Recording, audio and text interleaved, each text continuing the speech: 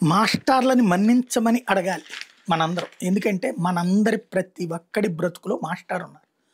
School మాస్టారు, ప్రాథమిక విద్య దశలో హై స్కూల్ మాస్టారు, ఆ తర్వాతన లెక్చరరు, ఆ తర్వాతన పై చదువులు చదివితే ప్రొఫెసర్లు వీళ్ళు.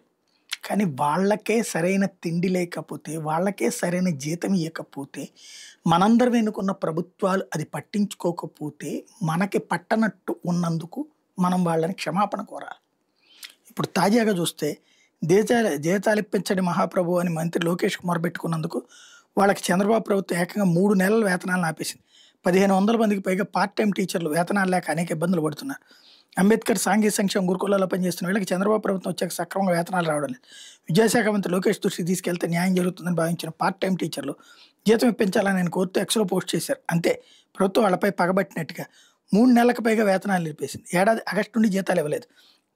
పేరుకే పార్ట్ టైం అయినా ఫుల్ టైం పనిచేస్తున్నాను, వేతనాలు రాక అవస్థలు పడుతున్నాను. కొద్ది రోజుల కింద అంబేద్కర్ సాంఘిక సంక్షేమ గురుకుల పార్ట్ టైం టీచర్లు ఒక కీలక అధికారిని కలిసి మొరబెట్టుకున్నారు. మీరు పార్ట్ టైం టీచర్లు మాత్రం ప్రభుత్వం జీతం ఇచ్చినప్పుడు తీసుకోవాలి అని అధికారి కటువుగా బదిలిచ్చారు. మంత్రి లోకేష్కి ట్వీట్ చేశారుగా, జీతాలు వచ్చినప్పుడు వస్తాయిలే అని వెటకారంగా చెప్పారు. ఉదయం 7:30 గంటల నుండి సాయంత్రం 4 గంటల వరకు విధులు నిర్వర్తిస్తున్నారని, ఆ తర్వాత స్టడీ అవర్స్కి తప్పనిసరిగా ఉండాల్సి వస్తుందని పార్ట్ టైం టీచర్లు చెప్పారు. విద్యార్థులు మొత్తం బాధ్యత రికార్డులు పర్యవేక్షణతో పాటు రెగ్యులర్ స్టాఫ్ చేసే ప్రతి పనిని తాము కూడా చేస్తున్నప్పటికీ వేతనాలు నెలల తరబడి ఇవ్వకపోవడం దారుణమని ఆవేదన చెబుతున్నారు. ఆగస్టు నుండి జీతాలు ఇవ్వకపోవడంతో తాము కుటుంబ పోషణకు ఇతర ఖర్చులకు పడుతున్న అవస్థలు వర్ణాతీతంగా ఉన్నాయని చెబుతున్నారు.